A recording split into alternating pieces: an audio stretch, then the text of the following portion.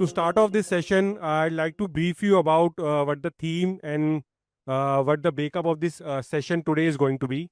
So we'll initially start with an introduction of the company Capita. It will be followed up by a session hosted by our senior consultant, Mr. Aditya, who will be giving you key insights about our recently conducted survey launch across Pan India, wherein there was a wider coverage from 250 companies with a spread equally distributed amongst the listed and unlisted companies. And then the showcase for the event would be a panel discussion where we have invited senior folks across industries to share their thoughts on the latest trends in the equity market and what are the latest trends related to equity compensation. So I believe majority of you may already know what Capita is, but still for others who are primarily not aware about Capita, I'll give you a quick introduction what Capita does. So at Capita, we have a theme called Unlocking the Ownership Potential. So what it means is that we believe in shared ownership because we have identified that it's not just a financial concept. It also links to building trust, aligning teams, and also fueling long-term growth for companies. So tonight we are here to showcase what truly can transform an organization.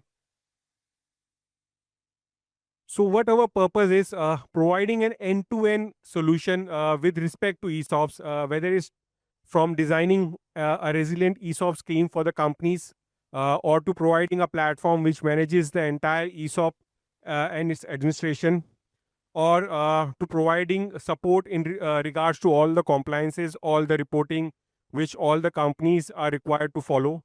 And last would be providing a liquidity support wherein we help individuals or all the stakeholders convert their wealth into some tangible value.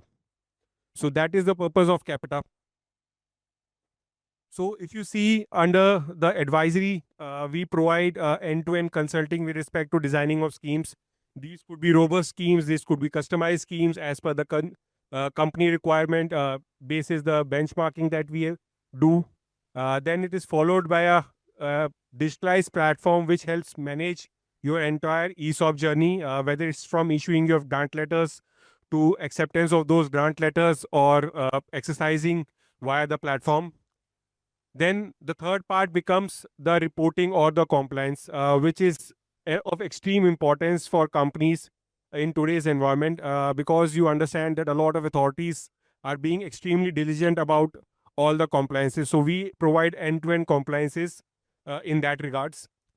And the last is the liquidity, which a lot of stakeholders who have been issued these grants are dreaming of, that there comes an event in their company that they're able to encash these grants and convert those the options into some tangible amount for them. So that is where the wealth creation is, for all the stakeholders come into the picture. So their Capita can come into the picture, support you, provide a customized liquidity program, also help you in the purchase and sale of those shares in the secondary markets, specifically pertaining to the unlisted companies.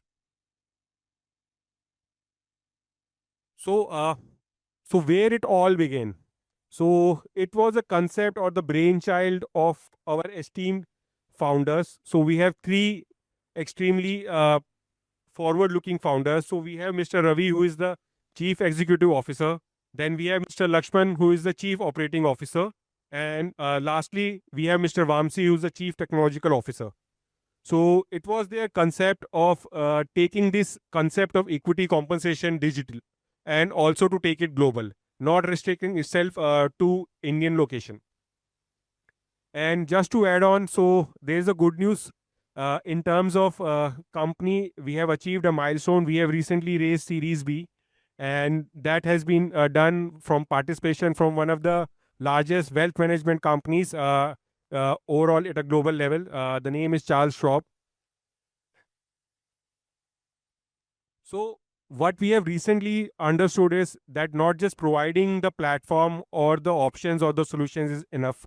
There needs to be a team in place at ground level who is there to support, who is there to provide all the after service to the consumers, to the customers, because then only that implementation will look fruitful.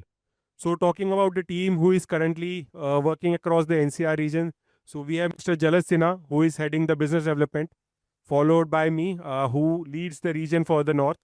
Then I have my team member Angad, who's a senior business development manager. Then we have Pallavi, who leads the entire team for demand generation. And then we have Dipali, who is a senior customer success manager. So following on the consulting, delivery and operations part, we have Mr. Rahul Somani, who heads the department of consulting and operations. And he is ably supported by Anchal, who is an associate partner from the consulting and operations team. And then there are senior consultants, Sumit, Aditya, Priya, and Yash, who lead and complete the team. So talking about our journey, so we have partnered with more than 300,000 plus customers across 30 plus countries. So if you see on the listed space, we have some of the key logos in that their respective domain. So starting by Flipkart, we have Orient Cables, we have Oyo, we have Ola, we have Zetwork, just to name a few. And we are not restricting ourselves here. We have almost 60 plus startups who have also come on board with us in this beautiful journey of theirs. Talking about the numbers, we are currently supporting around 400,000 employees globally and managing their ESOP scheme currently. And this journey is just continuing. So in the listed space, we are working with almost 140 companies. Some of the key names, if I talk about in that space, say Acme Solar, Infosys, Persistent, Max Group, Aditya Birla Group, just to name a few. So these are the achievements of Capita, which we have truly accomplished over the years. So this was a short introduction about the company. So I'll just like to hand over and welcome my colleague Aditya, who is a senior consultant at Capita. So he'll start with the first session for tonight, which is providing insights about the recently conducted in-depth survey for India. Sure, Aditya. So basically, with this presentation, we'll be talking about some key insights from the survey we have conducted across the India. Basically, this is a report where we talk about some key insights about the parameters of the ESOP scheme, which you can take to your boardrooms and the team meetings. So as Sushant already mentioned about the key pillars of the Capita. So talking about the numbers, we have already served 3,000 plus companies and provided the advisory services. We have also built 500K plus employees to build their and create their wealth. 50 plus unicorns are also there in the list. And we have already unleashed the value of 350 plus million USD for the employees to create their wealth. So this is the survey which I have conducted across 250 plus companies. The report conducted somewhere around 65 plus pages, and 50 plus charts and data points have been created under the report, where you can see and have the glimpse of the survey and the ESOP scheme. So this survey has been draws on 30 plus focus questions, which will give you a comprehensive view around the ESOP plans, administrator, framework, accounting, and taxation. So myself will be going through with the presentation to give you a key insights, and post that our business development head, Mr. Jalaj Sinha, will lead the panel discussion. So talking about the demographics and the data source of the survey. So in this survey, 269 companies have participated, where listed companies 139 is there, and unlisted 130 companies have been participated. Talking about the industry contributions, so majorly financial services industries have been contributed the most to the survey. Around 28% financial service industries and companies have been participated, followed by the manufacturing industries and the IT industries.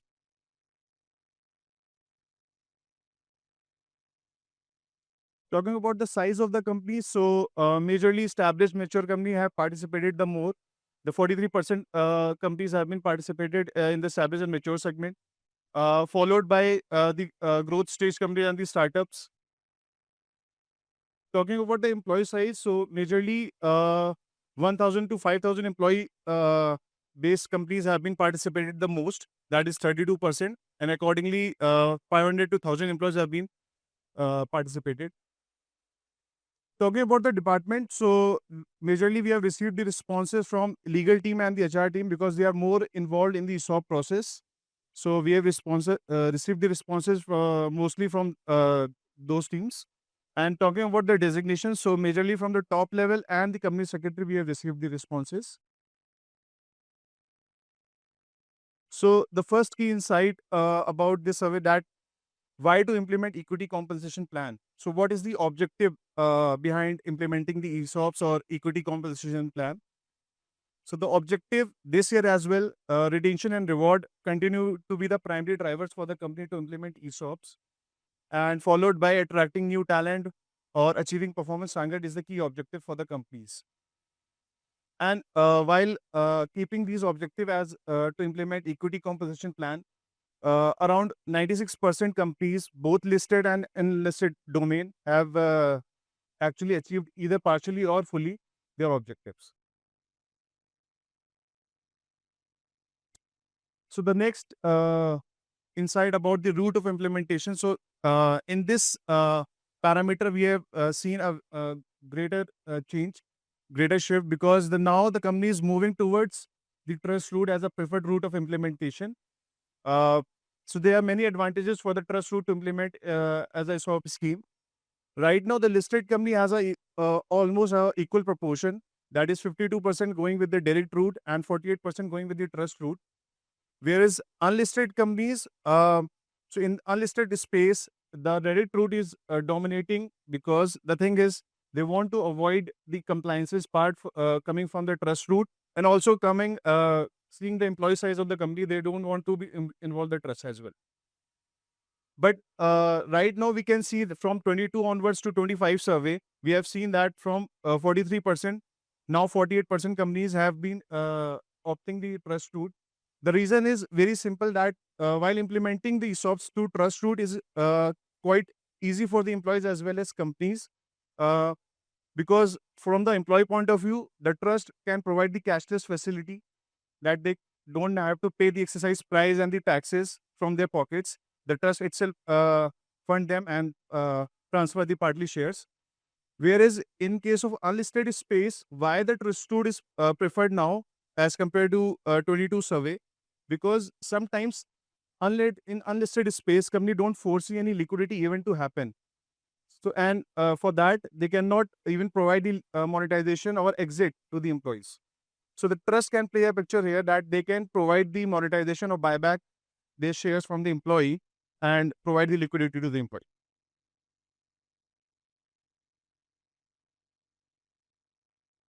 Talking about the dilution and the pool which can be kept aside for the purpose of equity composition plan.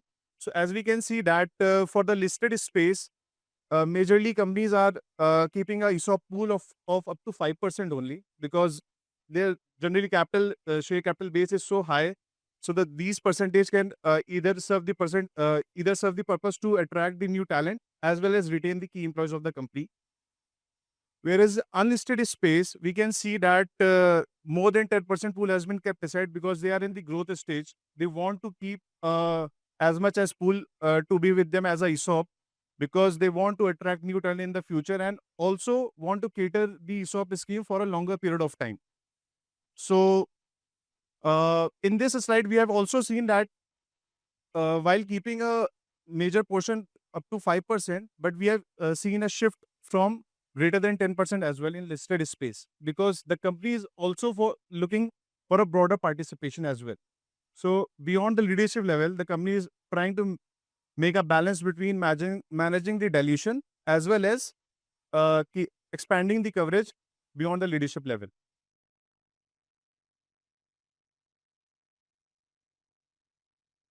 So who gets the equity? So we talk about the coverage here, that how much employee base should be covered, and up to what level we should cover the ESOP employees in the ESOP scheme. So majorly we can see in unlisted space, there's a equal proportion of up to 10% and above 50%. So this graph completely shows that how the company has moved towards keeping the ESOP scheme up to the leadership level or going across the workforce. Questions come here around that how to implement and what is the actual compliances. So the trust route is actually very a separate entity to be formed, for the purpose of ESOP. And the ease of exercise and the tax management is also provided under the trust route, whereas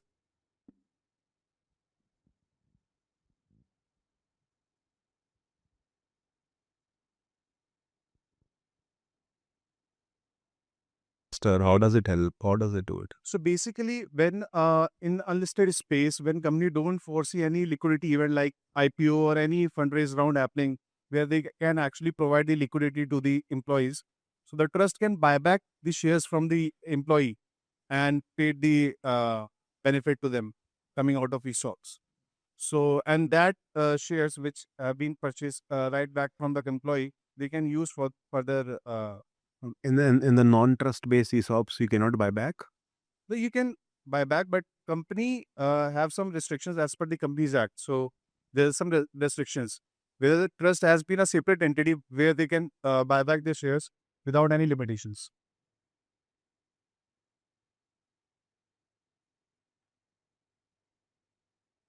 Its own equity, it cannot show this as an investment on its balance sheet, which means it has to be reduced from the capital. So that is one limitation.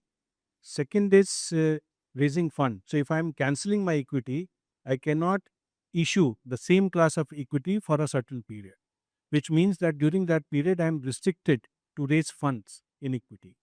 So this is the reason why company use the trust mechanism to execute such liquidity events, whether this is a buyback or even if there is an internal marketplace. So they will use this trust route. In case of certain liquidity where events where investors are participating, so there also trust becomes the first counterparty, and then trust buys from the investor or sells to the investor. Buy selling can happen through the trust, and it can downstream the liquidity to the employees, as and when required. So that is also another advantage of having a trust. Listed companies can use trust to buy equity from the market.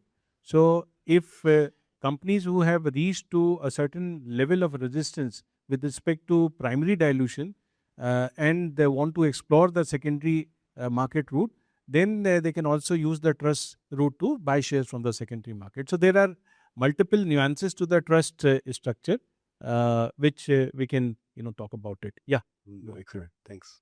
Thank you. In the trust route, as Jalas had mentioned that you can manage the dilution as well to the existing shareholder while purchasing the shares from the secondary market. So yeah, I was talking about the employee coverage. So as we can see that there's a shift from 22 to 25, that in 22, 42% of the companies are only granting up to 10% of their population size, employee size. Whereas in 25 survey, we have seen a greater shift that now company also wants to cover more than 50% of their employee strength. So there is a equal distribution between covering the leadership level or covering more than 50% of their employee size. So this is a greater shift that we have seen in this year survey. And also to bring uniformity across the workforce. So that creates the ownership, that creates the alignment between the company's objective as well as the individual objectives.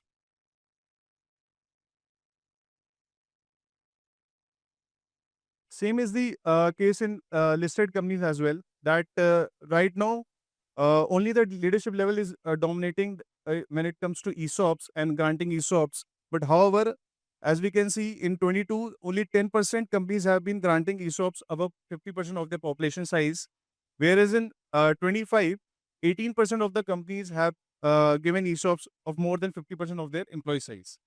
So there's a greater shift in unlisted as well as in listed space as well, that the company now wants a broader participation in terms of ESOPs, align their company's goal with the individual objectives.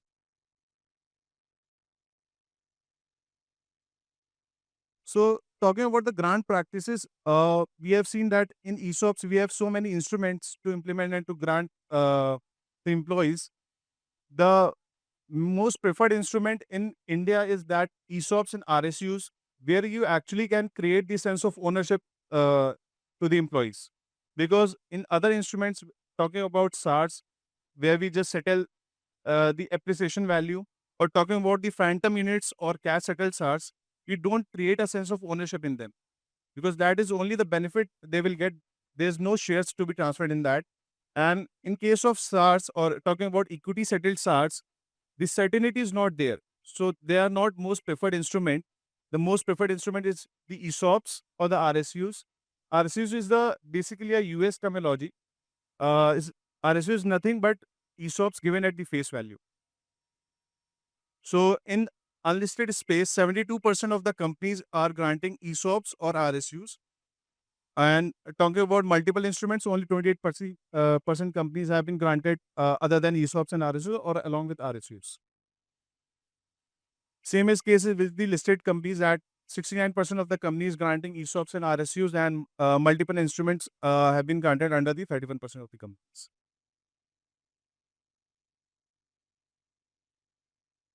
Talking about the vesting conditions, so this is has been also a major point in this year's survey that the performance condition, vesting condition has been changed when it comes to granting ESOPs. So as we can see in unlisted space, time-based vesting has contributed the most because that is a win-win situation for both the companies and the employee. Because in unlisted space, where the early age company or a growth company can actually want employees to be associated with them for a longer period of time. And as well as employee knows that in the growth stage company, the pace of the growth is relatively faster. So the time they spend more in the company, they can create the wealth in a more better manner. So the time-based investing is more dominating in the unlisted space, followed by the big hybrid vesting conditions. So while putting time-based vesting condition, we can also put performance condition, be it individual KRA rating, we can put, or the corporate performance condition we can put here. The least preferred in this section that purely performance-based conditions. So nobody wants to put performance-based condition because that may demotivate employee because in the growing stage, they want some part of the ESOPs to vest with the time also. So they are going with either with the time-based vesting condition or hybrid of both. On the contrary, in the listed space, we have seen that most of the companies going with pure performance-based vesting conditions. The reason is same that they have established companies, they have mature companies, and now they want results to be shown in a more better manner on a day-to-day basis. They can even see from the market as well. So putting the performance-based vesting conditions is the most preferred options for the listed companies, followed by time-based vesting condition beyond the leadership level. So generally in listed space, performance-based vesting condition is being put to the senior level employees, and beyond the leadership level, time-based vesting is the most second alternative best route.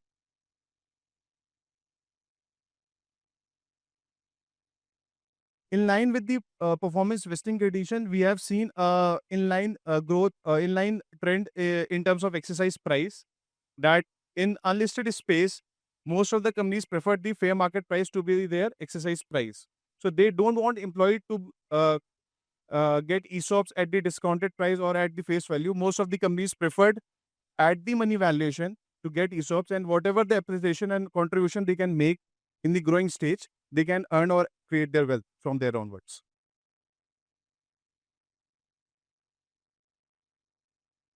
Whereas in case of listed entity, as we have seen that most preferred vesting condition is the performance-based conditions. So to put performance condition in ESOPs, we have to keep the exercise price little bit low from the market price. So this is in line with the exercise price that if company is granting more at the face value, they have to put some stringent corporate performance condition to get their ESOP vested. So the most preferred exercise price is face value. 41% of the companies preferred to grant ESOPs at face value, followed by market price, and then discount to the market price.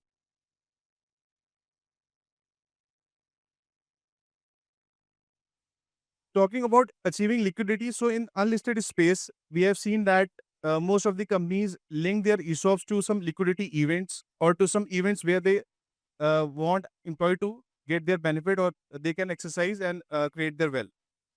So we have seen in this here survey that 54% of the companies has actually achieved their liquidity, what they have said in terms of ESOPs, and IPO being the most preferred or cited liquidity alternative to be seen here in this year's survey. So in this survey, we have also seen that most market-led solution has been preferred because IPO and as well as the investor rounds or fundraising round has been preferred as a most preferred liquidity events to get their maximum benefits to the employees. So the key takeaways from this year's survey that retention and rewards continue to be the primary drivers for the companies to implement ESOPs. As I mentioned, that trend has shifted towards the trust route as a route of implementation. The reason is very simple that the efficiency is very quick.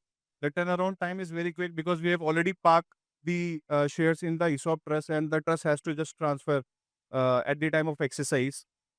Able to simplify administrative and compliance process. So the trust will take care of all the compliances part with respect to the exercise process, collecting the exercise price, collecting the taxes from the employee. Talking about the vesting conditions, so the organizations are moving towards the simpler and more focused vesting frameworks, either purely time or performance linked rather than hybrid models. So as we have seen that in unlisted space, the purely time-based condition is the most preferred vesting condition, and in listed space, performance-based vesting condition has been preferred. The last key takeaways we can take from here that companies extending ESOP coverage to emerging and mid-level talent employees to deepen their ownership mindset and to align the company's objective across the entire workforce. So that's it from the presentation today. We have the survey reports available with us, and we will sharing post the event today. So any questions from this year's survey or any key insights apart from this that we can take?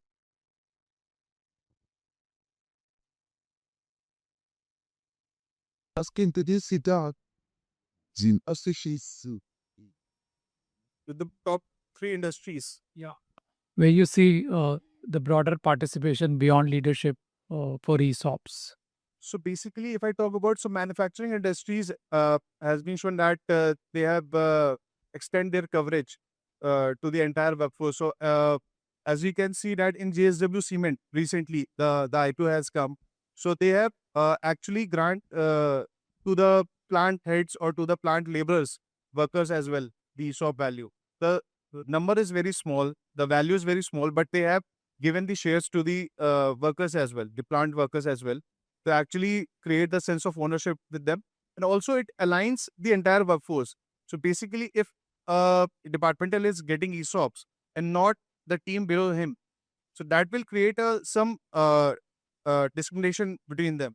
But if the entire workforce, if the entire department is getting some sense of ownership or some ESOPs, then that will create some harmony in the workplace and also align actually the objective of the company with the individual objectives.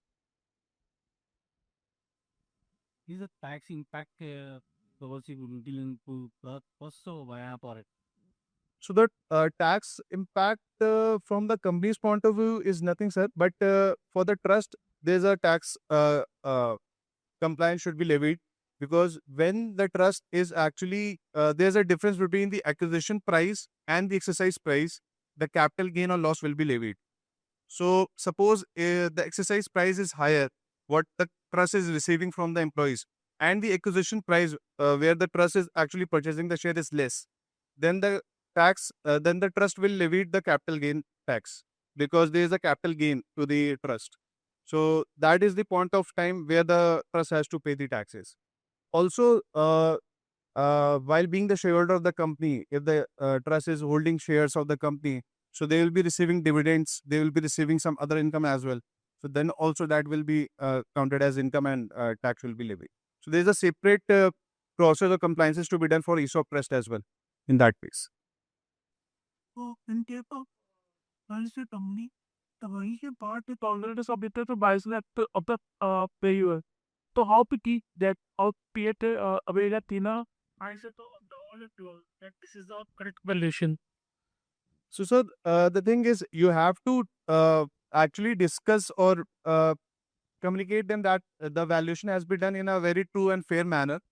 Okay, so you have to keep communicating with them that whatever the value we have achieved till now, it is true and fair in terms of the numbers, and whatever the value they created, it should be at the base counted as the base level from here. So that is the communication from the employee, from the company side, that you have to do for the employees, that the valuation is fair and transparent. Either you can involve the department of functional heads while in the process, because ultimately the workforce will look into their heads only, or their superior, immediate superiors, to actually figure out what is actually happened in the organization. So you have already did a multiple of companies for this private equity. So what are the key challenges you face to handle such kind of valuations? So from the valuation point of view, we generally ask companies that you have to get the valuation done, and if any grounds where the employees are not satisfied with the valuations, then we can have a session that whether where the management or the company can explain them what is the basis of their valuation and how much satisfied they are with that valuation. So there's a session we can conduct. Okay, thank you. Sorry, everyone, but we'll have to stop taking questions at least for this. One last question. What is the legal obligation if you go for the e-shop pre-IPO and during the IPO, right? Or if nothing less का पौधा and use 50% discount. What is the maximum limit of discount during the IPO, right? So there's no limit, sir, actually, because generally we see that if the company is wanting to go for an IPO, so if the company is implementing ESOPs, and so there's no capping on the discount that they can make before going for an IPO. Or back will be the high percent. No, there's no capping from the discount point of view. All thought something recognition up to 5% or what is maximum limit? So- So in this year's survey, we have already discussed that the most of the company go for the up to 5% dilution in a listed space, and unlisted space, mostly companies going for greater than 10% to cover maximum employees, and also cater the pool for the future employees as well. So that is there. And if you talk about pre-IPO scheme, so pre-IPO scheme is just like a normal scheme which we create for the unlisted space, and we can grant ESOPs at any price. That is not below the face value, but from face value till the fair market value, we can grant at any price. Thank you, Aditya, for such insights. So I'll request everyone to allow us a couple of minutes while we set the stage for our next round of discussion, which is a panel discussion, which we'll be having. Yeah, thank you. The topic would be from trends to transformation, how the equity is being shaping up in the latest trends in the compensation segment. So firstly, I would like to call upon stage Mr. Mandeep Mehta, who is the Group CFO for Policy Bazaar, to join us for this panel discussion.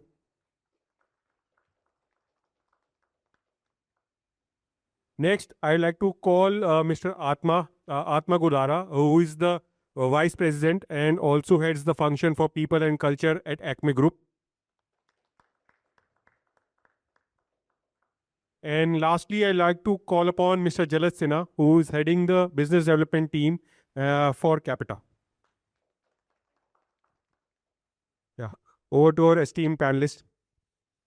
Yeah, so first of all, thank you everyone for attending this event, especially when we look at the traffic situation outside. Wading through that wave is not easy. So once again, my heartfelt gratitude to everyone who has come here to attend this event. And my favorite panelists are here, so we'll start this discussion.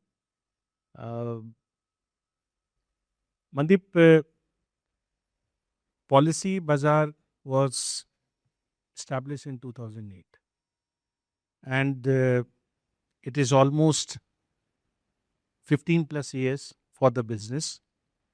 You have seen 0 to 1 journey, from there to IPO, and now a category leader.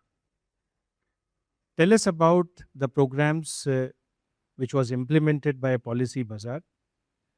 As per what I learned from my research, around 4 plans are there. So, what was the basis of, first of all, implementing a ESOP program? The first one coming in 2014, and then 18, 21, and then 24. So tell us something more about your why part of it, how it has been implemented, any specific design nuance that you considered. We also know that you have a trust route for some of the schemes. So as we also saw in our survey, you had trust before going IPO for your earlier scheme. So tell us about Policy Bazaar, and we look forward to this candid discussion. चाहिए नहीं चाहिए it's okay people can hear, right? The organizers are saying, so can't ignore. Well, it's not about ESOP schemes, it's about the compensation benefit, and in a startup a lot of things happens. Now the ESOPs in the early stages are very, very popular. Back then it was not that popular. If you look at those years, it was well, I've been not only in this startup, I've been in another 2-3 startups in the insurance domain internationally as well. And trust me, in a initial startup, when you get ESOP, you say कि ये तो paper है, रख दो, मिल गया तो मिल गया, नहीं तो basically अपने base compensation पे focus करो. And then it's a lottery that you are doing this. That's why the ESOP in an unlisted startup world is not that appreciated by the employee. But what got appreciated, or rather worked in our favor, is the team, the commitment, and they connected with us, with our cause as well as our business, so much so that few months, if we are running short of cash, so there was a race among the employees saying that I will not take my salary this month. And why you have paid me salary when you have not paid me this? Withhold my salary as well. Right? That's the kind of commitment. When you get this from your team, then many things can happen. And one of the fallout, or not, I will say fallout, but one of the experiences that we have, including when we brought in the ESOP schemes, is that our attrition level were negligible. Despite this being one of the best distribution team in the country, and there are many people who are ready to pay much more for these people, they have not left us. Even in, let's say, a heightened period of IT attrition, there was a period around COVID when they were getting double, triple of the salary. Our IT attrition was nil. Nobody left, right? So instead of only focusing on saying that this is the ESOP, you have to see the entire gamut and say that where does it fit in and how does it fit in, right? That's very important. And the people who believe that the value can be created, right? How it will be shared, to whom it will be shared is slightly tricky, but if people are thinking too much about that, then you have some other problem to solve, right? Now coming to our plans, our flagship, or rather a major ESOP schemes are about 4. One we launched, actually 2 we launched before IPO. 2020 was the one which was launched before IPO, and it's called and this was managed through trust. And after that, and just before IPO 21, we launched another similar scheme, and this was not managed through trust. Both the schemes had issuance or exercise price at face value, RSU or whatever you call it, and that's where the majority of the wealth has been created for employees. So we gave up the decision to go through trust because trust involved immediate dilution. right? You have to issue the shares, and the investor has to agree what percentage. And this is issuance, or rather, a grant will happen in a phased manner. cap table. Yeah. So it was more driven by what our investors think, and we are pretty flexible in terms of how to go about it. So initial few rounds in that scheme we did at exercise price of 2 rupees, and after we started making profit, we converted this scheme into 10% discount to market value. We also realized that market as such doesn't appreciate ESOP schemes at face value. And I'm surprised at the survey result. One of the slide which says 47% of the issuance happening on the exercise on the face value. I have a doubt there. If you look at Eternal or Zomato scheme, which got approved by shareholder last year or early part of this year, it got approved by 75.29% of the shareholder. 0.29 is the margin of error. If you don't have this 0.29, then the scheme is gone. And if you also look at the proxy advisory firm's recommendation on these kind of schemes, they also don't vote in favor, or rather recommend a vote in favor of schemes at face value. So some market linkage. So we converted that scheme. That scheme is still running. But from the original lot of, let's say, the face value, we have some shares, and we have a scheme. Whosoever completes about 10 years in our organization, we give them 5,000 shares, or if there's no market value, then 10,000, 15,000 kind of, which is a huge, and is irrespective of level. Even a piano, if he's 10-year-old, then he will get about 50 lakh rupees kind of thing.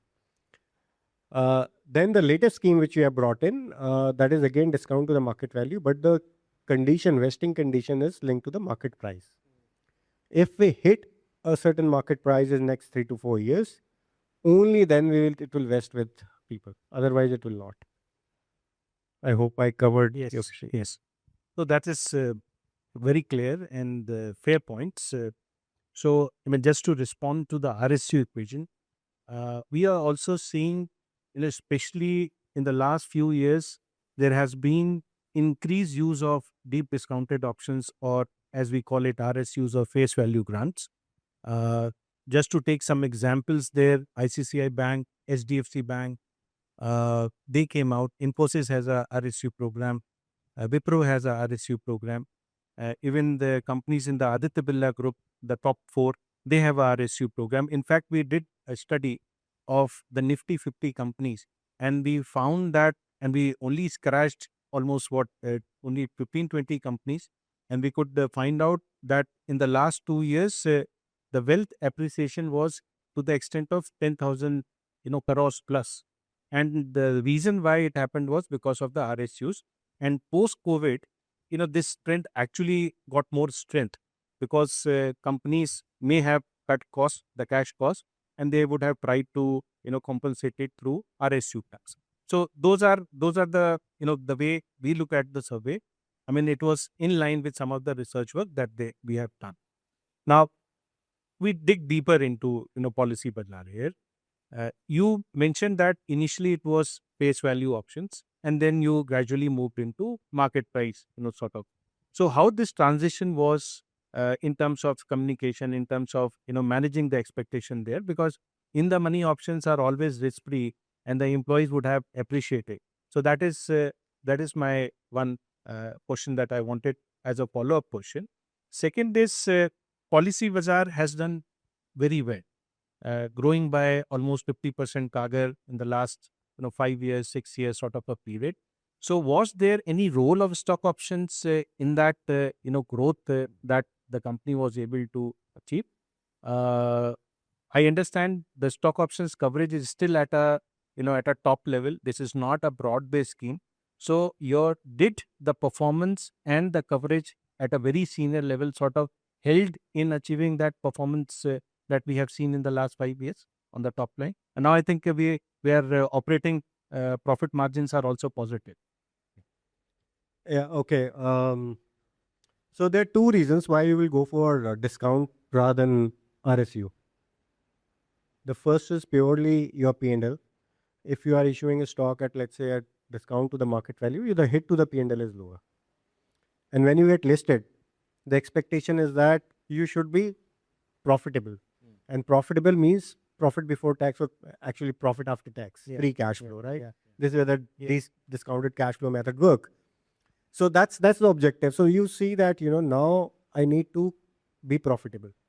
The second and very important aspect is that there were a set of people who brought the company from zero to, let's say, a listing level. They got at 2 rupees, they got the valuation, etc. The newcomers are coming, and those people are also there. Right? For the past work, they got at face value. The new person, and this is a question I asked in terms of saying that, why should I get ESOP at 2 rupees? And this is my joining discussion with Yashish. Say, I should earn it. Yes. Right? Otherwise, it doesn't go well with the fiber that you have as a professional. So the discussion was around saying that I should create value to justify what I get. Yes. And if you go by that principle, the newcomer get about, let's say, 10%, 15%, 20% discount. They will earn by creating the value from that point onward. Absolutely. Right? So there is no free lunch now in terms of 2 rupees to, let's say, 1,000 rupees. You get it just in any case, even if you don't perform. Even if the stock prices go down, you will get at, that 1,000 rupees upside. Yes. Now you have to earn, and that's where the philosophy of saying that, this should be performance linked and the value addition Yes. to the company. And that's where the discounting is justified. Yes. A transition is not simple at all. When you have two sets of people in the organization, I'm not saying two sets of schemes, because you cannot run two sets of schemes just like that. Theoretically you can, but practically it's very, very difficult. So, but you will always have two set of people who are at 2 rupees and who are at, let's say, 1,000 rupees. And everybody says, "Ye to bekar hai." Right? Irrespective of the fact that when you get at face value, you will, let's say, allot 10 units. But if you are discounting, you will grant, let's say, 100 for the same amount of money. And this happens. This will happen in the calculation if you look at it. But people will still say that ये तो बेकार है. Again, the simply आया तो आया, नहीं तो हमारे compensation में हम तो इसे मानेंगे नहीं. So very interesting, and I tell you why we started believing that. And very interesting episode. So one of my team member who got at RSU or whatever at face value, he came to me and said that I got a better offer from another company. So we took down the number, added his ESOP, and I said, you are getting 10% lesser at current market value. So nahi sir, lekin fixed higher hai. So I go, okay, you forfeit your ESOPs and I'll add exact amount to current market value to your fixed. You will be, and because I'm doing that, let's keep it at par. The 10% advantage I'll take away. So you will at par, same company, continuation benefit, and further ESOP new one, you will get it. So this guy didn't take it up. He refused and left the company. Right? And then 10% arbitrage become 50, 60% because the stock price almost doubled after that. More. But this is the mentality we realize that everybody has, is that our fixed is lower as compared to market. Right? Yeah. So this is where you have to be very careful in terms of you have to communicate that it is not if you believe in the company. And we firmly believe if you don't believe in the company, then what is the future that you are going to look with us, and what is the future we are going to look? Absolutely. So at this point, just to add, this perception on ESOPs and deep discounted or RSUs is only one side of the picture, because if you look at the bigger picture, in case of ESOPs, you will get more shares as comparison to RSUs. So if as an employee, my perception is that my company is going to do well in future, my appreciation on ESOPs will be higher as compared to RSU. So you are trading on the reward and the risk side. Whereas RSUs may be, lesser in terms of risk, but you will get lesser shares also there, which means the upside potential, which is there on an ESOP, if the company does well, their ESOPs will, any which case, will be better option for the employee. So the perception also plays a role, which is important. So coming to Atma, I mean, we discussed so many times policies and matters of interest here.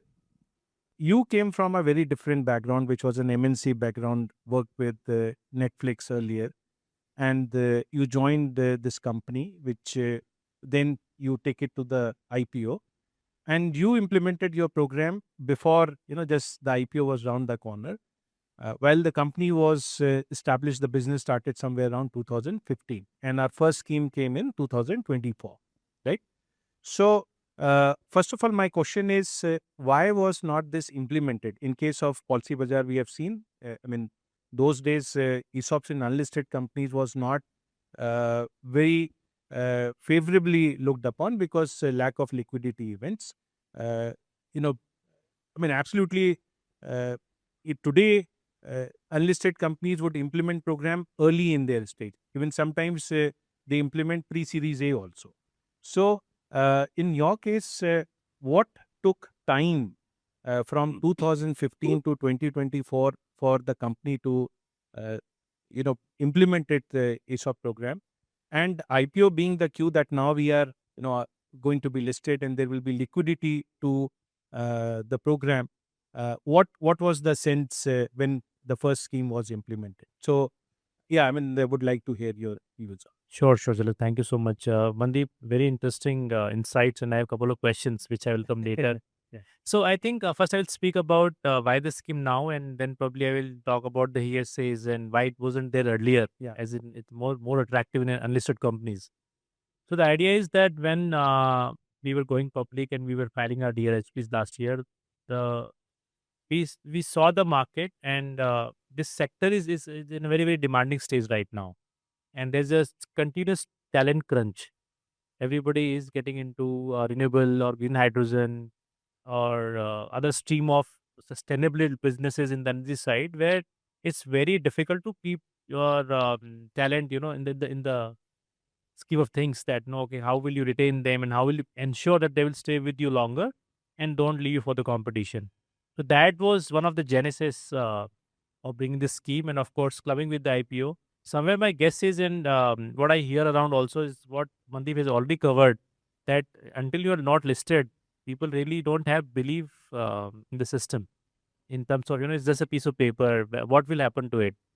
And that would have been one of the prior reason that it wasn't done ever in the past. And second, I think uh,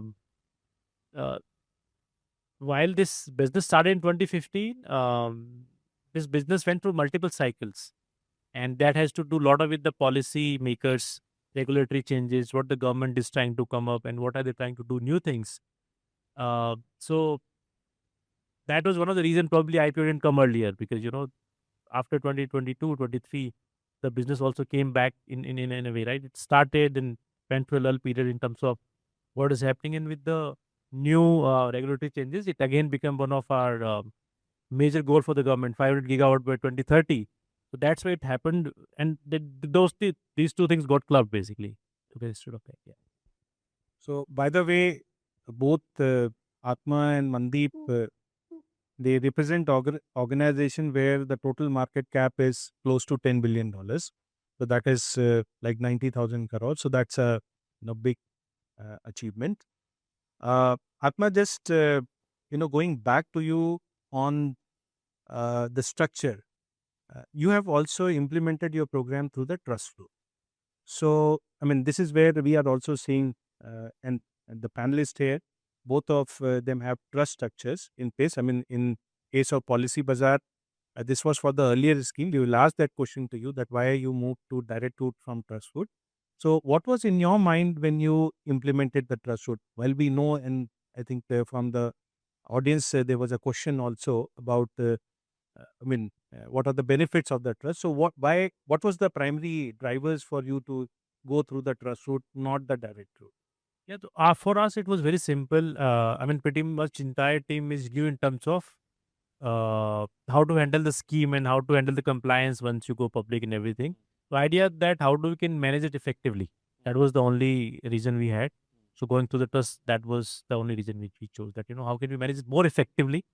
So independent set of people instead of just doing a direct route and putting more things or more maybe workload in that sense. So that's the effective management was the only reason. Got it. So it was more about reducing the transaction time when typically an exercise happens. In case of a primary allotment, it goes through the process of corporate action, which may take 30 days, which opens the employee for market volatility. So you sort of thought of using the trust to curtail those time periods and make it more let's say seamless in terms of when the exercise happens within 5-6 days, the transfer should also happen to the employee. That sort of Yes. reasoning. Okay. Mandeep, in our case, we moved from trust route to direct route. Was there any specific reason for it, or was it corporate restructuring? So we thought of not using the trust. What was the your reasons for direct route? Yeah, that's just before that. A funny thought crossed my mind is that when a company is not making profit as a startup, trust will be making profit, right? Because of so that could be very funny situation. But anyway, I mean, sorry. Primarily, we stopped the trust intuitively because the investors were not agreeing to the immediate dilution. Okay. But I think there are many other complex issues come when you manage large scale schemes, market listed company stocks through trust route. For example, ESOP I can issue at 2 rupees or a face value or a discount. But if I issue a capital to trust, I think it is on the fair market value, You right? can issue at 2 also. 2 also. The funding of the trust become an issue. How do you fund it? Because you can't lend to a trust, etc. You have to arrange funding to buy that stock. If you so and if you want to create a market, then again somebody has to bring in money, right? So in my previous organization, we were trying to do some of the stuff, and we found it to be a little complicated in terms of how the money flow happen, etc. If you have a flexibility, you can issue shares there and then. The stamp duty is paid deferred, not upfront, right? Which was max, I guess. Right? Yeah, Max also. I mean, we were trying to do because we are a subsidiary of a listed company. We are doing phantom stocks. Yes. But there's a hedging which is required because if it's a phantom stock, then you have to take the hit, right? Yeah. But if it is hedged by way of buying your own share, right, then the cost impact in P&L is nil. Yeah. But for that you have to inventorize or rather stock all those kind of shares. Need funding, and which can be done in trust. Yes. Right. So trust is complex to me. Yes. There's a taxation involved. So we said this is very simple. Yeah, there is an issue of, let's say, a corporate action. But now what we have seen is that the corporate action window is also starting to reduce. You can get it about 15 days. And I mean, I have suffered through this because of 30 days it becomes a long-term capital gain, and you have to. And the other related issue is that how do you get the funding? The employee get the funding for the tax because it tax, etc. So we find that now with technology like platform like ESOP Direct and some others, you can manage either of the route very efficiently. Yeah. It doesn't matter. Yes. Very helpful. So, Atma, let's go back to the question of pool size, and we'll go back to Mandeep also in this. My understanding is you kept a sufficient pool for the program, which meant that it is not just for the current consumption. You kept a reserve for future also, which means not to just the initial set of employees who were covered, but also employees who are going to join in future. So tell us about how much pool did you set aside, and what was the logic behind that pool size in the first place, and the distribution that you saw. Sure. So our idea was initially we thought that when we are going to start the exercise, shouldn't be the case that we grant in the first go and we run out of the pool. Then you go through the entire process of approval to the shareholder and go for the entire. So that was the idea, that we keep the pool in sufficient that it serves us for a couple of years. Okay. And we have only one scheme. We just launched it and we're going ahead with it. So that was the first criteria.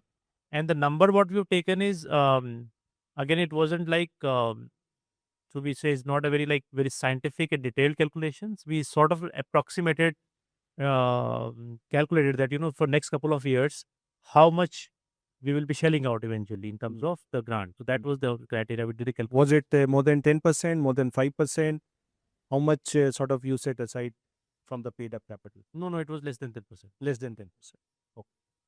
To you? देखो हमने इतनी sophisticated calculation नहीं की. सीधी सी बात है, managerial remuneration 3 साल के लिए अप्रूव होती है. Okay. राइट, 5 साल के लिए अपॉइंटमेंट शेयर होल्डर से अप्रूव होती है, 3 साल की मैनेजरियल रेमुनरेशन अप्रूव. तो you have to see that 3 साल तक के स्टॉक आपके पास अप्रूवल हो कम से कम. Right. Then general market feelers, if you are listed or about to get listed, about 5 to 10, your survey also says, is what is the norm, and you talk to investor, analysts, etc., figure out what is the thing. Yes. And the second is that how much hit your P&L can take. Yeah. Right. So you have to calibrate and say that, bhai, I have to be profitable, and this is the profit pool available. How much can I share now? Yes. How much can I share later on? And what kind of scheme? So at what level you want to grant? Yes. If this is not meaningful for people, Yes. it's useless. Yes. Right. So you have to create significant interest Yes. in people. So that way you come out and you say 5% is it. So our 2021 pre-IPO scheme was about 5%. Okay. After that, we have come for about 2.5%, which will be distributed over next 4 years. And you can always go back to shareholder again. Yeah. Right. If you are a listed company and there's no significant investor who can swing the decision either this way or that way, then you can go back to shareholder and take approval. If it makes sense, it will get approved. Just to add one thing here, I mean, we did a detailed benchmarking. So in our industry and cross industries also with the help of ESOP Direct, and we decided, okay, let's be somewhere in between what the market is talking about in terms of reserve pool, and that's how that was one of the I other think element. we did the informal one, the same thing that we checked with analyst, market, etc. What can be acceptable Yes. to the market. I think just for the audience purpose, ESOP Direct and Capita are the same organization. Okay. I think in the case of Policy Bazaar, it is more than 10% overall. Since the plan is also old, so if we take from the 2014, it will be more than See, 10%. If the organization is as old as, let's say, about 17 years, Yes. it's bound to get accumulated, Yes. and it will be significant going forward. And then the the grant could be, let's say, more than 10%, but then how many people are still in it? Yeah. Because people would have sold it out, Yes. Yes. So that's important. Yes. How many people are still invested? Yes. Sorry, just one question. When you say more than 10%, you are accumulating everything and of the current market cap. Yeah, I mean, you look at how much you have granted over the period, or you have set aside the pool for, and what is the current paid up equity. So sort of how much is the overall dilution that was done under the program. And this is one way of looking at it. The other way of looking at it is also to look at the burn rates.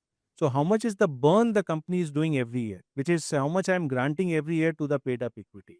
Now these two numbers will give us the extent and relative positions if we are comparing between us and the other companies. So just for the purpose of global practice here, so India is relatively lower in terms of overall pool and also the burn rates that we see every year, whereas more tech profiled companies would have equity dilution of 1 to 2% every year, and that is also what their proxy benchmarks are.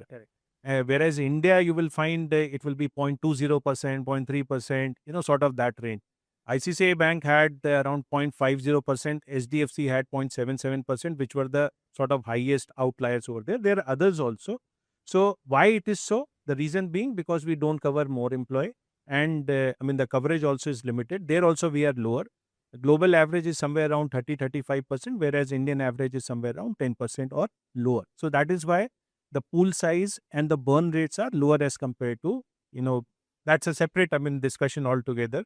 Why India should not be looking at, or the corporates should not be looking at having more coverage, because it gives an opportunity for, creating value, sharing value, creating value, and, all these small economic activity then sums up into, overall, not just the corporate good, but also the overall economic good.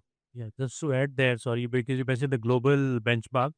So in my previous organization, every employee is to get 5% of their total comp as the ESOPs. This was Netflix? Yeah. Okay. And then you can go up to, in US, 100% of your salary as the ESOP. In Yeah. India, I think capping was 25%. Yes. There's a market regulation. So there's so many employees. I remember one of the year, the CEO, his total comp was $34 million. And he out of $34 million, $28 million was the ESOP and $6 million he chose as the salary. Yes. So it's a very, very common practice, and people choose lot people they are through the ESPS scheme primarily. Yes. They go for less cash, which also talks about what you said, believing in the company. You go for the ESOPs, not for the RSUs, and that paid off because 2022 the Netflix stock price was $169. As on date, I think it is 1,250 or something. Yeah, so it pays off really well in that sense. Great. So let's move to the operations aspect of it. In your case, it is relatively, you spend less time. It's almost a year or so with your program. Your first vesting is near. Whereas in your case, you have seen many years. So I'll start with you from an operations standpoint. Are there challenges? Is it easy, difficult?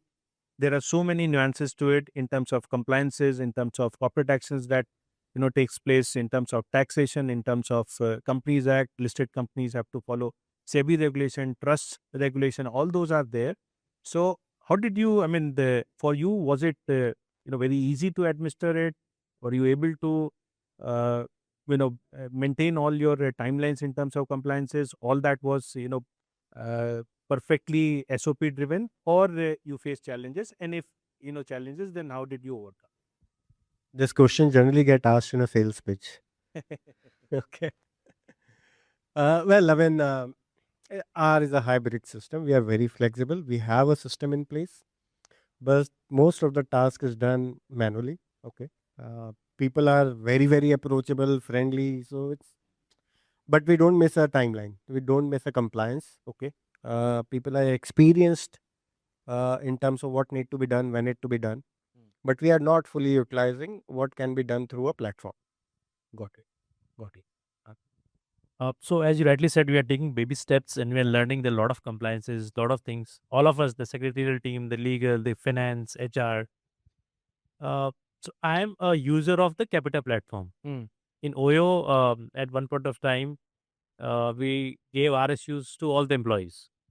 People who exited, all of them had, and all of them have access to the platforms. Number was around, I think, more than 15,000 employees. It was huge. I have been more user, I would say, because I left OYO in 2021 and less of a administrator. So I knew as a user, I had the experience.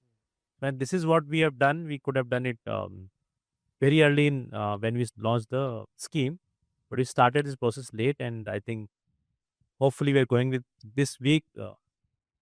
Sushant, this week we are going live with the platform, because as a user I have seen the ease of is it, because I get a lot of questions for a very small pool of employees. Tomorrow when I have a larger pool of employees, answering every employee, and why, when is the vesting, when can I exercise, what is my tax liability, what is the excess price, how much is vested, will you give me, will you not give me, will you I don't know, I need to ask this thing also. Somebody told me that if the employer and employee agree, the vested option can also be forfeited. I don't know if it is true or not. Somebody told me. I think so. All these things can be answered easily through the platform, because we are not in one of those panels where we are talking a lot about AI and tech, but I think this with the tech takes care of a lot of things. So I think that is what I think it's going to solve life for, not only for me as an HR, but for the finance, accounting, and civil also. Thank you for that answer. I think you nailed it there. Your first vesting is, has been, the date has arrived. So, this will be a learning experience also from user to, moving towards more of an administrator. So we have seen CFO function was more, confident in the approach, whereas HR function need some mentoring and learning about it, because yes, this is a mixed, sort of a domain where you have compliances, you have employee communication, you also have to, manage the expectations from the board side.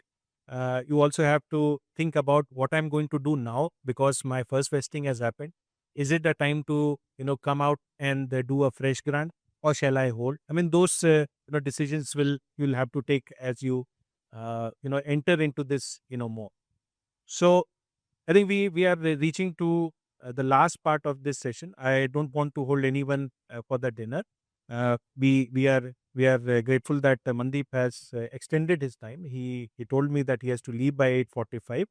So in the last question, which I wanted to know is the learnings. If I were to say that, what were the 3 great learnings from your experience, not only in the Policy Bazaar, but also Max and the other organizations where you have seen ESOPs closely? What will be the 3 learnings or advice that you would like to offer to our audience? Well, I mean, slightly difficult to immediately think about all 3. Yeah.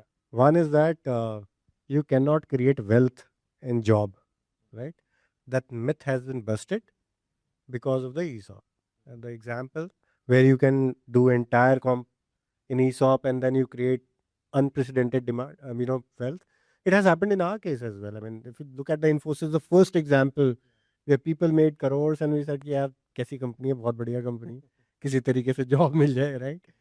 So wealth can be created in job. That is the first learning. Second is that it is meaningful when people believe. It basically differentiate people who believe, people who don't believe. You look at their behavior and you will get to know when they're buying, when they're exercising, when they're selling, how much they're holding, So you get to sense some sense of, some pulse in terms of what's happening. There could be always some personal requirement somebody has. But generally the behavior, if you look at it, you will figure out that people are believing in my idea or not, my business or not. Are they with me or not? Third one, I'll come back because I've not thought of third one. The thing which I think which is more complicated and it is not handled by your platform, there are some other platform, is the integration with UPSI. Most of the time, the ESOP which is given to people, definitely there would be people who would in Designated possession of designated person. So there are rules in terms of can they exercise in blackout period, can they exercise, when do they, and then closing of trading window, which is done separately. Yeah. But if there is a linkage, I think it will be much more useful that from the same platform you can control the entire this thing. No, we have developed it. So in the configuration, we can mark who are the stakeholders who are designated, and accordingly we can have exercise window, blackout periods. What's your experience? Generally, all population is designated, some part is designated. People take different approach. For example, our pool of people were lesser. We made everyone designated, saying that we are very open organization, everybody knows everything. So at least you will not sell, you will become designated. But do you see what kind of trend do you see in that functionality? I think companies, all companies would have one policy. Is very difficult to say that. With the regulations also, there is a flexibility. When you can decide when CXOs, any which case are there, but can decide the next levels who you want to categorize as designated persons. So I've seen organization where CFO is a designated person, but the finance controller is not. So it's the more or less the same thing. Or rewards head is not a designated person, but CHRO is a designated person. So that ways companies have some sort of a way out to look at it. It's not a blanket. As you said, in our organization also, we are because we are helping listed companies in a way. We are also part of that in insider code. So our organization, if I am a designated person, my team is also sort of designated there. They have to make disclosures. They can't buy into securities of the companies where we are helping or where we are servicing. Similarly, the consulting team, the entire consulting team becomes the designated persons or person with insider information with respect to the clients. The function heads are designated all the time. So sometimes we feel where we will find the stocks to invest. So that's the case. I mean, that's a slightly different topic. Yeah. So I think what you said about wealth cannot be created in job is very true. ESOPs have changed that notion in jobs also, and this is the reason why many of the entrepreneurs became entrepreneurs because of the wealth they generated through their ESOP program. And we come across those entrepreneurs, founders who said that they were even in our case. If you look at one of our founder, Vamsi, who's a CTO tech founder, he left his job for 2 years. I mean, he made the good amount of money from his stock options from his earlier company, and he was one of the highest taxpayer in the Hyderabad, and he was called by the income tax commissioner. I mean, he was not mentioned the reason why he was called for, but he was called there for a facilitation. So that is the change. I mean, I can see this. I mean, we can all see there his picture is not there, but we can all say that. I mean, he became an entrepreneur because of ESOPs that he created. So this is I mean, this is where the wealth creation, ownership, it comes through ESOPs that cannot be replicated in a job. India overall, if you look at, our wages have been lower as compared to the global. I mean, if we do a global comparison there, our wages are lower. So if we were to, I mean, if you look at it from a problem to solve at a macro level, then there has to be an opportunity to create as well as share value. Until unless that happens, we moving to a $25 trillion economy and calling ourselves a developed nation will take. I mean, it will happen, but then these are the small steps towards achieving that. So, Atma, the same question to you. Your three advice, or you got more time to think. No, but I couldn't reach to the three. Two I thought instead. Yeah, I mean, Because one, I think, and it's learning my across different companies is that whenever you want to go for a scheme, please make sure your objective is very clear. That why do you want to do that scheme, and their management alignment is very, very important. If that doesn't happen, because what happened, then we get more into the operations and the benchmarking, and everything will throw a new data at you, and everything will keep on confusing. You want to go at a deep discounted, you want to get a market price, you want to cover the top management, you want to do a broad base. It has to be a purely in terms of what do you want, why do you want to do scheme? The first question where we started, right? Is it a wealth creation, the retention, it is a teaching a market cap, whatever is there. Second, I think having the right partner in place. Sometimes we think that we can do things on our own while you're designing the scheme. Because say I have worked for 15 years, I had no people in HR or in finance across organizations. I will get the data, for example. I know what is the right way to do it, but having a right partner is very important, not only during the designing the scheme, after the scheme, during the vesting, and after that also. This is what is my realization of a period of last 1 year. And I think third, not a learning probably, but I think the very good example what you mentioned, that this employee who came to you and he left. I mean, despite giving such a, I mean, this is for me, it's very obvious, right? If I would have been in Policy Bazaar, what I would have received and the entire calculation, I can see where is it going.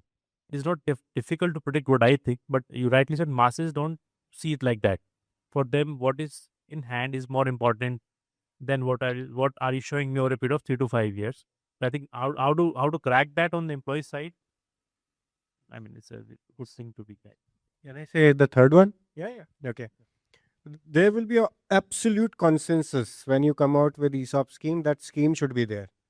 But after that point, there never be a consensus in terms of design, the coverage, the price. It will never be. Ultimately, you will go by conviction of one or two people. So you have to live by that. It may turn out to be good. It may turn out to be bad. And no matter what you do, you will get criticized. Right? Because there's some set of people who will figure out something that's saying ye kharab hai, us company mein ye hai, is company mein ye hai. So you have to basically, develop this capability of saying that I trust the person who is making decision, I'll stand by, whatever it is. And that's the only way it can be made successful. Otherwise, if you keep hearing the noises, you will always keep doubting whether the scheme is right or wrong.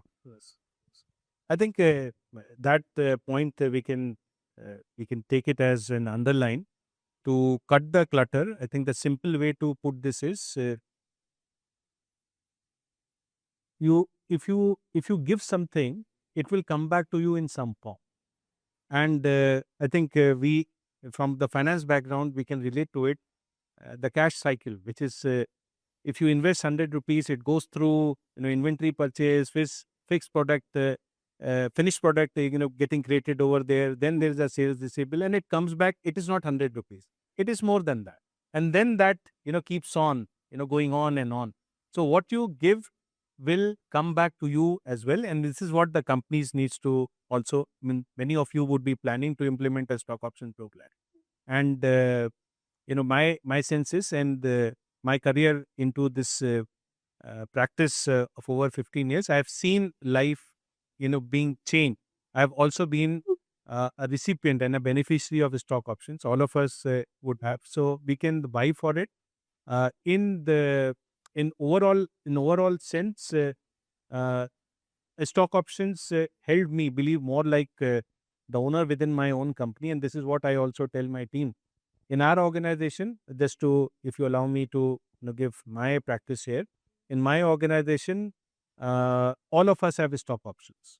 Every employee right to help who is there. We have considered stock options for everyone, even if it means that there was a higher dilution. In my personal journey, when I joined the company, I joined as a manager, and I rose to the position of heading the function, and I'm now in the board. So that sort of a appreciation I've seen in my career, not which is professionally very satisfying, but also at the same time creating something for yourself in terms of wealth through this contribution. So with this, I would like to thank Andeep, Atma, for sparing your time, sharing your thoughts with us, with our audience.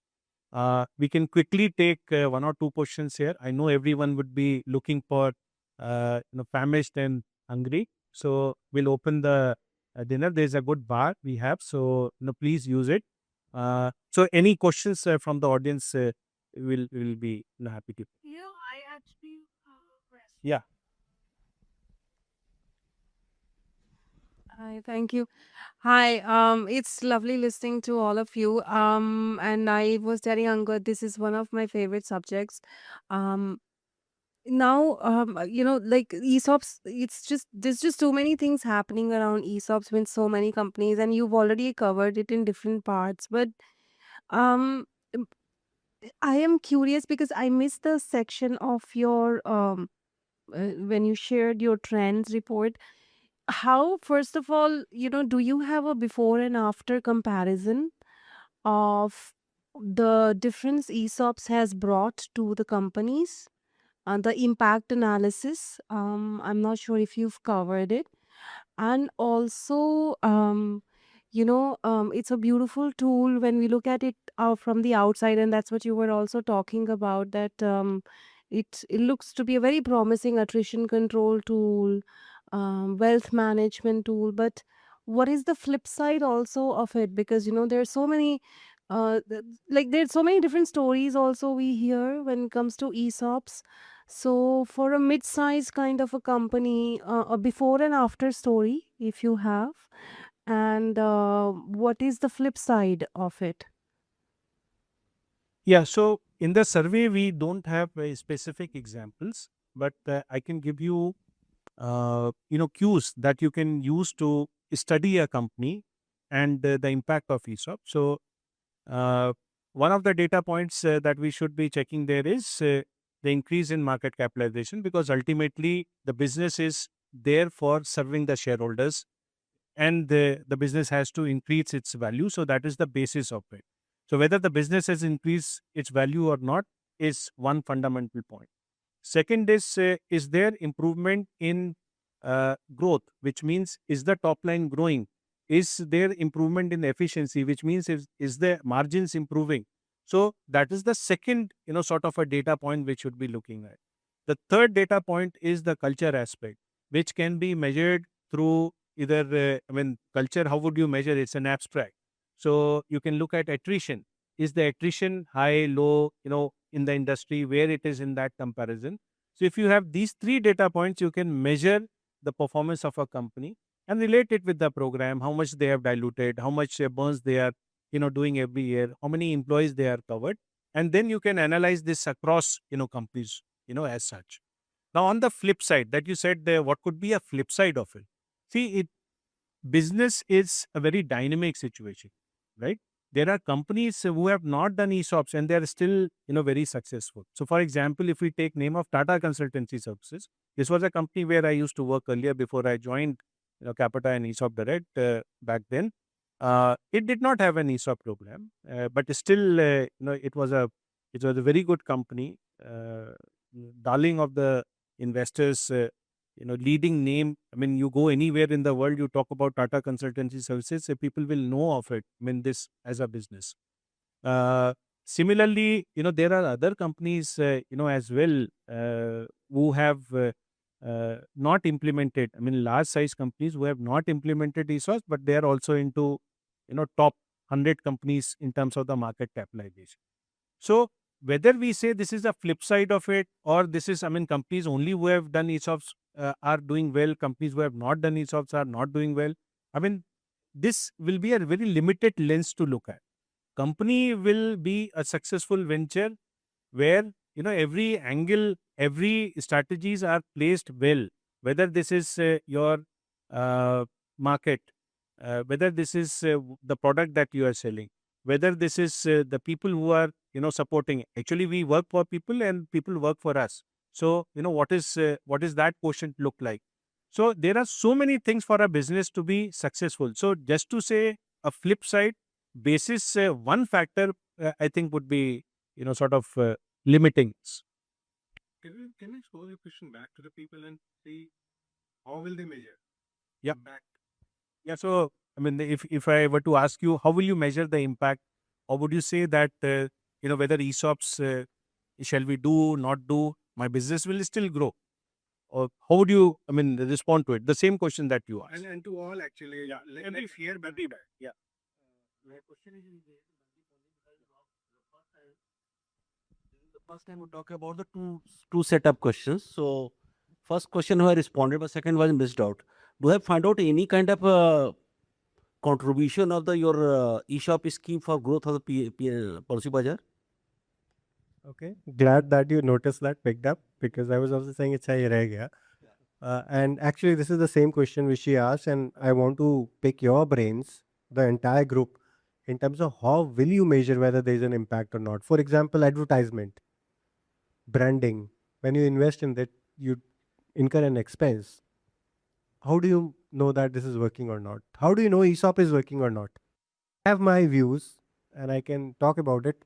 But I also want to hear from the professionals here in terms of what do they think, how it can be measured. So should I give my answer first or should I first hear? Is the dilemma I have. I'm tilted towards hearing from you first.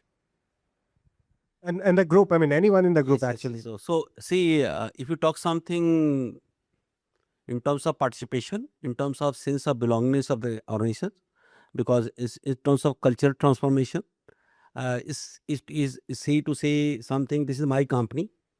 I worked in Aditya Birla Group. So they're putting the example. I worked in Aditya Birla Group 3 times, Singhania 2 times, Goenka is 1 time. This is my 4th group of company right now I'm working. So, but if you talk some the sense of pride, if you talk about because they have the good brand, but in the same time they are having very good governance practices, sharing the property to the down the level, stream level. This is a very fantastic way. And in my point of view, if you are sharing any kind of profitability, it's definitely aligned to the, it's a different formats, but definitely lot of, I can say something excitement come from the employee side, being HR professional. What will you measure? You say that the ESOP has worked. Measurement is can't, because see, satisfaction is not comes to the only one tools or any kind of one processes or any one kind of benefits. There are a lot of processes are there. If you talk something, let me handle in the different way. My son is working right now. Disha was the just nearest to this company. Earlier he was working this company only. Right now he is working the different locations. So I am putting the example. Once you are working the time, he was just calculating his ESOP amount. Working in the company, talk about my company is growing this way, my valuation will come to this way.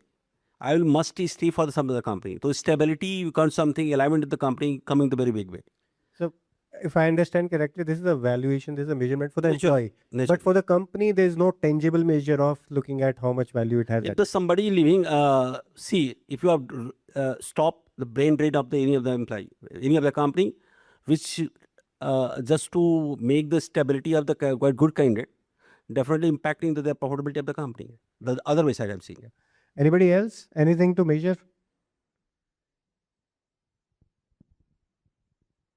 The most important part I have seen is like the people who believe in ESOP, and if they have ESOP, they will start believing in fundamental things in the company. Like if any policies, anything, they will always focus or give reports or tell the senior people that it should be like this, so that because according to them the company's fundamentals should be right, so that the things should not go wrong, because they are the shareholder. Ownership. Yeah, How will you measure it? the measure, because the impact of that, the policies can be measured. That Yeah, this is the participation. question she asked actually. How will you measure impact? So two answers that it cannot be measured. Anybody? The third hand. Ma'am, can I ask you as well? What you believe after him? After him. 1 minute. Okay. Hello. Yeah, this is Amit. So I'd like to take a go with the ESOP's definition itself. I mean, the full form itself is employee stock ownership. So two words are very key here, right? Employee and ownership. So how do you measure the impact on the employee? So I mean, as Atma said during the panel discussion, right when the policy is, or the design of ESOP is being formed in the company, the objective is to be very clear. So if your objective is clear, let's say you're trying to improve the retention of critical resources in the organization, so that could be one metric. Then you can also measure the engagement through different sentiment surveys and others, the motivation level, although it might not give you the exact, metric what you're looking for, but it will give you a general sense of whether it is working or not.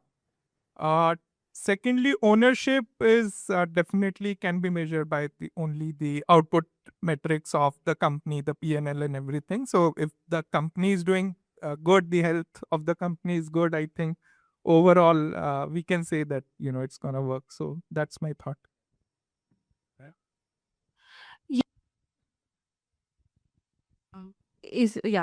So when we talk about impact analysis of ESOPs, I think it is going to take a little bit of period and time. But since the performance of the company is so interlinked here, um I think it has to be a two-way process. Now that I'm just thinking out aloud because I asked you this question and you threw You it said back at that you're me. quite passionate about it. Yeah, absolutely. Because, I have come, this is the first time I'm actually really talking about ESOPs. But this topic has been of interest to me because I had my own tech startup and, I was giving ESOPs to my company and I had diluted equity to investors and, so that's a separate story. But this is a topic which is also currently going on as a conversation in my organization. Um, so when I think out loud, I think it has to be a two-way process, where the performance has to be published on maybe quarterly basis, very actively to the employees who have vested, who have taken ESOPs, which further multiplies their performance. And therefore, you derive value of ESOPs. I don't know, like I think I'm just thinking out too wild out loud. But I originally I threw this question to you. And I'm also an L&D person. I also smartly throw back the question back at the audience. So at least the finance guys are learning from other professionals. Yes, company can measure the impact depending on the vesting conditions. If the ESOPs are granted on the basis of time tenure based, then attrition rate is the only basis company can use to measure the impact if ESOP has given to the company. But if the vesting condition is purely performance based, then performance conditions must cover that if a person is a salesperson, then he has to cover some targets. Then company can measure according to the performance conditions how much impact it has given. So my name's Bipin. I'm a third-time founder. Founded Vistaprint, founded Print Venue. Now I'm founding a third company in India. Used ESOPs in all three. And there's very tangible ways of measuring how you can actually utilize them well. So I think the HR people are being shy about it, but from a owner perspective, let me tell you. So your attrition level goes down, and that is something that all of us know. But there are also ESOPs that you strategically place to drive performance. So your revenue market share, your net promoter scores are all ways of figuring out how your business is performing as a result of the ESOPs that you've given to specific teams. And something which is, I think nobody would want to talk about is the impact it has on salary cost, especially for a new startup. When you're not able to compete with larger organizations in terms of your overall CTCs, ESOPs are very effective in like being able to attract people or talent. So all of these are measurable, tangible. I think we're just being shy about mentioning them. Yeah. Okay. So should I? Okay. Well, the reality is at the time of setting up of the ESOP scheme, we don't define how we will measure the success of the program. Generally, if your objective is I want to save cash and I'll give out ESOP, then cash is saved, and then the result effectiveness of ESOP is right there. But then what do you want to achieve from ESOP scheme is different for different people. If you are happy only with conserving cash, you will get that. But if you want to drive something more, as Amit said, you will drive something more from the ESOP and you will start measuring it. For example, in my mind, in our thinking, it's more of saying that my people should be entrepreneur, right? Which means, okay, this word come later, but the problem statement come first. The problem statement is less politics, problem solving, go-getter, right? This will make me win in this competitive environment, right? This is the quality I need in my people, at least in those people who are in leading position, right? Which means I'm saying entrepreneur, more entrepreneur, etc. How will I measure it? I'll say that if you grow 2 times more than the market, stock price aata rahega, because there are so many other parameters which will change the stock price, profitability, there's so much accounting happens. You may have an MIS profit and a stat book profit, etc., etc. And you can start measuring on MIS. Again, there is a debate ki ye kharcha mera hai, mera nahi hai types, But if you want to say, I really want to get a, say, kind of organization like us, which is a distribution organization, we'll say that if we are growing 2 times of the market, which is showing that we are able to solve customer problem better. And that can happen only when my employee behave like entrepreneurs. They are empowered, energized, and willing to go for it. Then I'll see the result. 2x of market growth is not possible. It's very difficult. You said 50% CAGR here is 38%, right? 50% CAGR at a scale is impossible, and for continuous 5 years, it's very difficult. So you start to say that, okay, I want to have this behavior, but how this behavior will be reflected, you have a proxy. Then somebody says that I want people to be more engaged, the NPS, the employee engagement scores. We kind of do that. But problem is we are not defining those parameters upfront, and we are not monitoring it. Let's be frank. But for a distribution organization, it could be 2x of the market growth rate. For a manufacturing, it could be something else. And for a new idea, it could be number of subscribers that I'm getting, anything, which makes you believe that this will give you a right to win in the market. That's if that get moved, then the top two items and which will make you move or rather win, if those two items move because, and then you can test it, the group where you have given ESOP, the group which you have not given ESOP, you can clearly see the data speaking about it. But at the same time, everything cannot be measured. There would be some softer element. You have to go by your gut feeling. That's why I say that you will never get a full consensus on the scheme. Never ever. So, ठीक है? This is my answer to that. I think very true, and the way you captured it, I also take that line. And many times we also see that when the plans are getting implemented, there's a lot of attention on accounting, taxation, benchmarks and all that. But attention towards how are we going to measure it, whether this is working, not working, is not. I think this is a very valid point, and I'll take this into my consideration when I'm talking to my companies where I'm advising. Okay, so with this, I think we'll come to the close. It was a fruitful session, I hope, and I'm thankful to the panelists and every one of you who are here for your participation and making this not just a monologue, but a highly interactive session. So I hope this was helpful, and we got some insights that we will take, from here and work on it.